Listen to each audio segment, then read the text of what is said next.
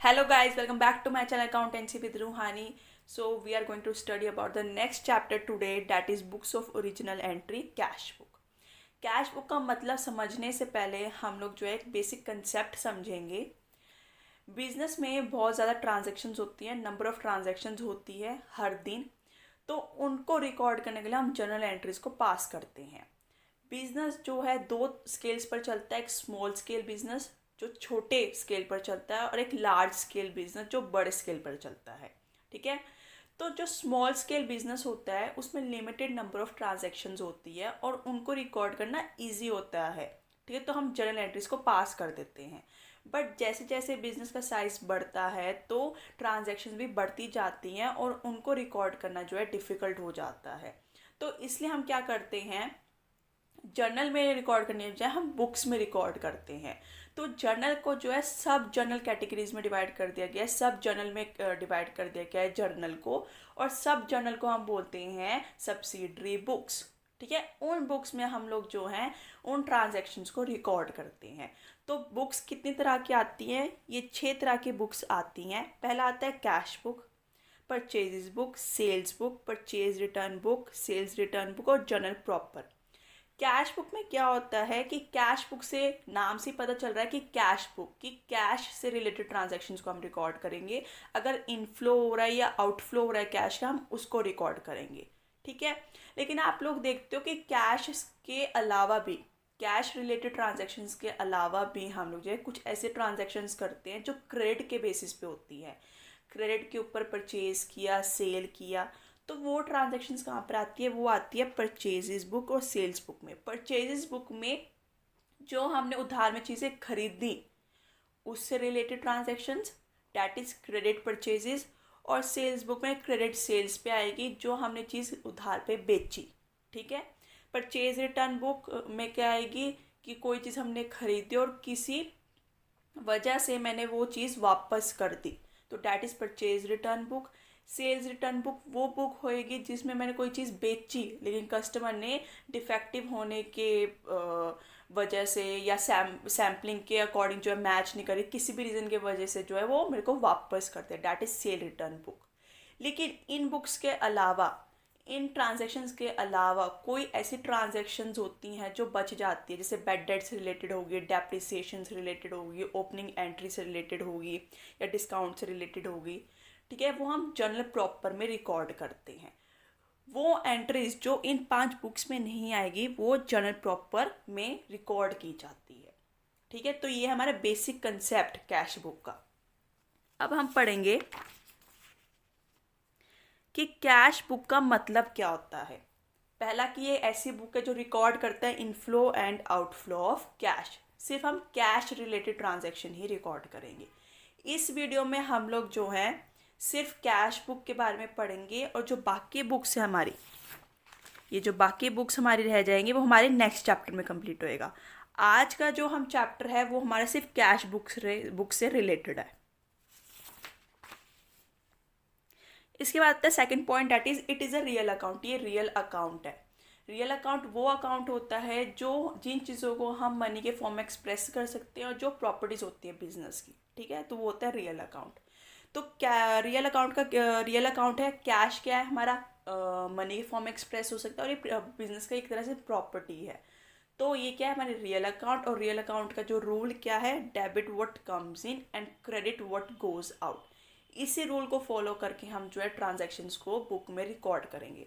Third आता है हमारा वेरी इंपॉर्टेंट, इनफ्लो। अगर कैश हमारे बिजनेस में आ रहा है तो हम उसको करेंगे प्लस। आउटफ्लो, अगर कैश हमारे बिजनेस से जा रहा है तो हम उसको करेंगे माइनस। अब जो एसेट होता है, एसेट क्या होता है हमारा, कैश क्या है हमारा एसेट है, क्योंकि इससे हमें बेनिफिट मिलता है फ्यूचर में। ठीक है, तो अगर हमारा एसेट बढ़ रहा है तो हम उसको करेंगे डेबिट। ठीक है, और अगर हमारा एसेट घट रहा है तो हम उसको करेंगे क्रेडिट। आप इन दोनों में से जोन सा भी आपको इजी लगता है वो याद रखो। अगर कैश हमारा बढ़ रहा है तो डेबिट, कैश हमारा घट रहा है तो क्रेडिट। ठीक है, कैश हमारा आ रहा है तो प्लस, प्लस मतलब ये क्या हुआ, डेबिट, और माइनस हो रहा है तो क्रेडिट। ठीक है, उसके बाद आते हैं टाइप्स ऑफ कैश बुक। अब कैश बुक के कौन कौन से टाइप हैं। सबसे पहले आता है सिंगल कॉलम, जो एक एक कॉलम बनाते हैं हम लोग सिंगल। फिर आता है डबल कॉलम, ठीक है, जिसमें हम 2 कॉलम्स बनाते हैं। ट्रिपल कॉलम जिसमें हम 3 कॉलम्स बनाते हैं। और petty cash book. Single column में सिर्फ हमारा कैश वाला कॉलम आएगा, उसके अलावा कोई कॉलम नहीं आएगा। डबल कॉलम में हमारे 3 आते हैं, कैश और डिस्काउंट, ये 2 कॉलम आएंगे। बैंक और डिस्काउंट, कैश एंड बैंक, ठीक है, ये 3 कॉलम आते हैं। ट्रिपल कॉलम में कैश, बैंक एंड डिस्काउंट तीनों आते हैं। पैटी कैश बुक में हम जो स्मॉल अमाउंट के एक्सपेंस होते हैं उनको रिकॉर्ड करते हैं। जो स्मॉल अमाउंट से रिलेटेड होते हैं ट्रांजैक्शंस, हम उसको रिकॉर्ड करते हैं पैटी कैश बुक में। और जो रेगुलर रेकरिंग नेचर के होते हैं, जो रेगुलर जो है हमारे वो होते रहते हैं, रेगुलर मतलब डे टू डे उस वर्किंग ऑपरेशंस में होते रहते हैं, ठीक है। तो हमारे सिलेबस में ट्रिपल कॉलम कैश बुक नहीं है, ठीक है। और डबल कॉलम कैश बुक में से हमारा कैश एंड डिस्काउंट नहीं है और बैंक एंड डिस्काउंट नहीं है, सिर्फ हमें कैश एंड बैंक है, ठीक है। तो हम इस चैप्टर में से सिर्फ करेंगे सिंगल कॉलम जिसमें कैश कॉलम बनेगा, डबल कॉलम जिसमें कैश एंड बैंक बनेगा, ट्रिपल कॉलम हमारा नहीं है, और पैटी कैश बुक, ठीक है।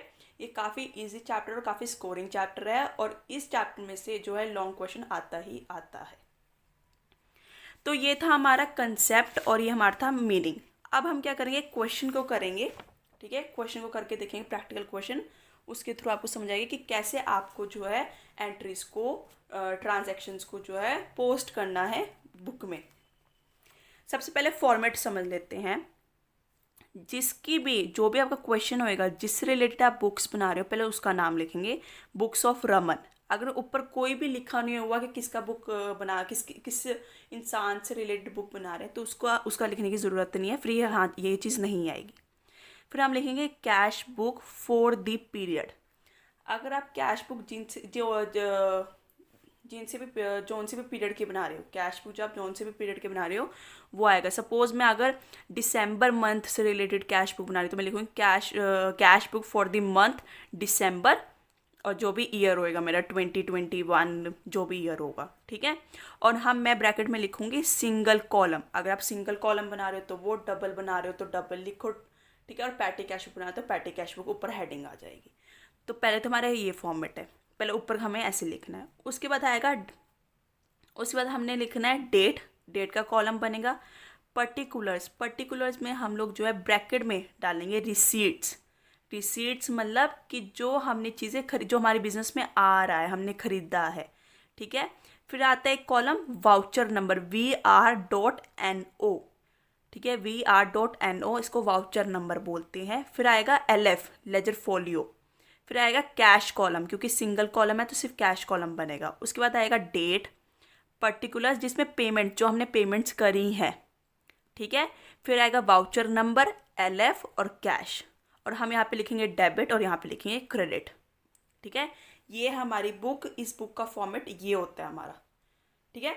ऐसे ही कुछ इसी से सिमिलर होता है हमारा लेजर का फॉर्मेट भी इसी से सिमिलर होता है, ठीक है। अब हम पोस्टिंग करना सीखेंगे भी, कैसे हमने ट्रांजैक्शंस को पोस्ट करना है, ठीक है। तो हमारा है ये क्वेश्चन, पहले मैं आपको क्वेश्चन पढ़ के बता देती हूँ। Enter the following transactions in the books of Raman की बुक्स में हमने जो है ट्रांजैक्शंस को रिकॉर्ड करना है। तो बुक्स ऑफ रमन लिख दिया मैंने, ठीक है। अब इन्होंने लिखा हुआ डेट दे रखी है मेरे को, 2019 की ट्रांजैक्शंस दे रखी है, दिसंबर, तो मैं लिखूंगी cash book for the month December 2019। उसके बाद आता है 1 दिसंबर को कैश इन हैंड। सबसे पहले मैं क्या करूंगी, यहाँ पे डालूंगी 2019, ठीक है, दिसंबर डाल दूंगी यहाँ पे, और यहाँ पे डालूंगी 1। जो हमारा कैश इन हैंड होता है या कैश एट बैंक होता है, उसके लिए हम क्या करते हैं, हमेशा कैश इन हैंड मतलब कि हमारे पास पैसा बचा हुआ है, कैश एट बैंक मतलब कि बैंक में पैसा पड़ा है। तो उस जो ये एंट्री होती है, इसके लिए हम क्या एंट्री डालते हैं, टू बैलेंस ब्रॉट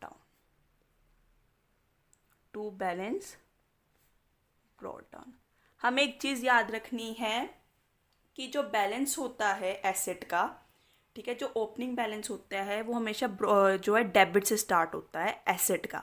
अगर लाइबिलिटी होता तो हम यहाँ से स्टार्ट करते क्रेडिट से, ठीक है, तो उसका जो बैलेंसिंग फिगर आती है वो यहाँ बचता है। ठीक है, अगर यहाँ से स्टार्ट किया हमने तो यहाँ बचता ऑपोजिट साइड।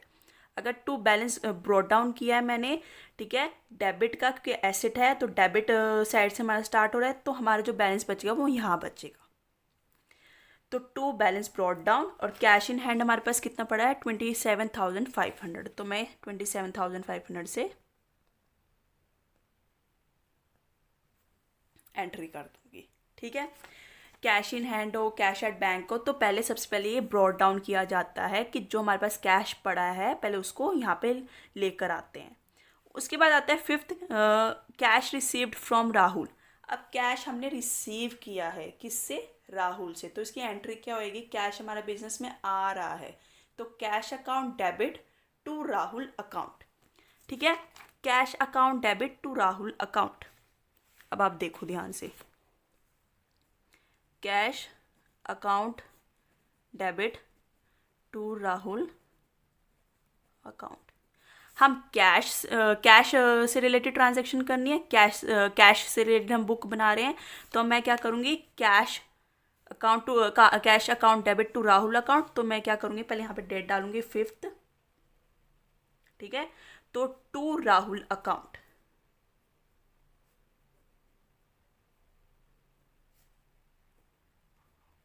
कितने हैं हमारे यहाँ पे 12,000, तो मैं लिखूंगी यहाँ पे 12,000। ठीक है, उसके बाद आता है 8th को इंश्योरेंस पेड। मैंने इंश्योरेंस पे किया है तो इसकी एंट्री क्या बनेगी,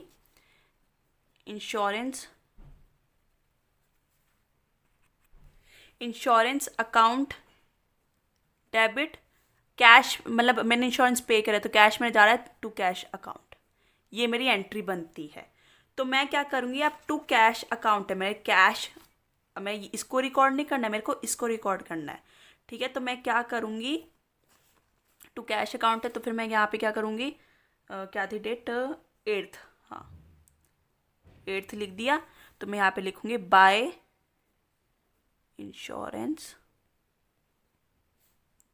अकाउंट, कितनी थी अमाउंट 2,000। ठीक है, पेमेंट्स जो हम पेमेंट कर रहे हैं, कैश मेरा जा रहा है तो वो क्रेडिट साइड आ रहा है। ठीक है, और मेरा जो कैश आ रहा है बिजनेस में वो मेरा डेबिट साइड, यहाँ पे टू चलता है हमारा और यहाँ पे बाय चलता है, ये चीज़ याद रखनी है हम। अब नेक्स्ट है हमारा 10th को फर्नीचर मैंने परचेज किया 6,000 का फर्नीचर परचेज किया है मैंने, तो furniture account debit to cash account. Furniture cash मेरा बिजनेस में से जा रहा है तो 10th को मैं डालूंगी by furniture account, date is 6,000। ठीक है, उसके बाद आता है हमारा 14th को सोल्ड गुड्स फॉर कैश 16,500 के मैंने गुड्स जो है सेल करे हैं 14th को। ठीक है, तो cash account debit to sales, मेरे को जो है कैश आ रहा है तो मैं क्या करूँगी 14th टू सेल्स अकाउंट, कितने का है मेरा 16,500।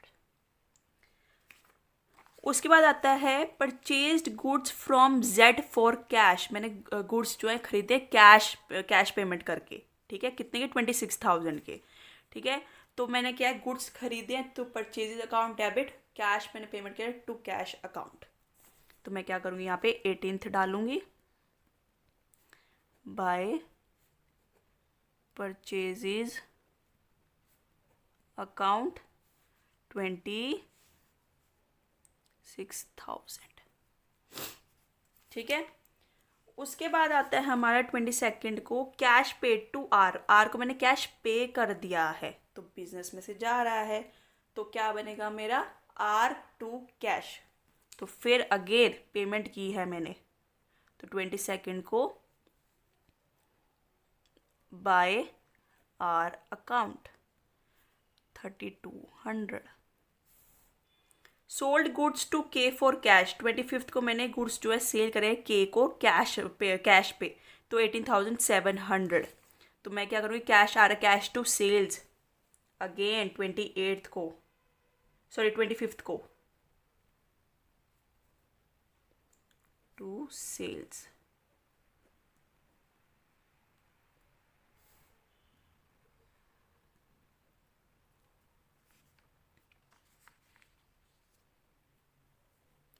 उसके बाद आता है हमारा 28 को कैश डिपॉजिटेड इनटू बैंक। अब मैंने बैंक में कैश जो है डिपॉजिट करवा दिया है, बैंक में डिपॉजिट करवा दिया तो बैंक का बैलेंस बढ़ गया, तो बैंक अकाउंट डेबिट, बिजनेस में से कैश गया है तो bank account debit to cash account. ठीक है, तो मेरा बैंक का बैलेंस बढ़ गया है। तो 28 by bank account, by bank account कर दिया मैंने। कितना है हमारा 5000। ठीक है, उसके बाद आता है मेरा 30th को रेंट पे किया है मैंने, तो रेंट टू कैश, अगेन मैंने पेमेंट किया तो 30th को बाय रेंट अकाउंट 4000। 31st को सैलरी पे करिए 7000 की, again salary to cash account, तो 31st को बाय सैलरी अकाउंट 7000। अब आपने जो है जैसे ये ट्रांजेक्शन आएंगे आप इनको क्या करना है, पहले जर्नल की फॉर्म में आप माइंड में जो है कन्वर्ट करो, और फिर थ्रू आपको जो है उसके थ्रू आपको इसमें डालना है। कैसे, यहाँ पे बाय आएगा, यहाँ पे टू आएगा, ये याद रखना है, और जो पेमेंट्स होगी वो यहाँ आएंगे और जो रिसीट्स होगा वो यहाँ आएगा। कि इनफ्लो आ रहा है तो प्लस करना है, आउटफ्लो आ रहा है तो माइनस करना है। ठीक है, अब क्या करना है हमें, अब हमने क्या करना है, टोटल करना है इस साइड का और इस साइड का। इसका जब आप टोटल करोगे तो इसका आ रहा है 74,700, और इसका टोटल करोगे तो कितना आ रहा है 53,200। ये बड़ी है और ये छोटी साइड होगी, तो ऑब्वियसली जो बैलेंसिंग फिगर होएगी वो यहाँ पर आएगी। तो हमने हमेशा क्या करना है, जो दिसंबर जो भी महीना होगा उसके आखिरी डेट पे, डैट इज़ 31st दिसंबर को हमने जो है कैरी डाउन करना है। तो हम उसको बोलते हैं बाय बैलेंस कैरेट डाउन, और जितना भी बैलेंस बचेगा माइनस कर दो, 74,700 माइनस 53,200, तो इतना बैलेंस हमारा बच गया है। ठीक है, और इसका टोटल कर दो।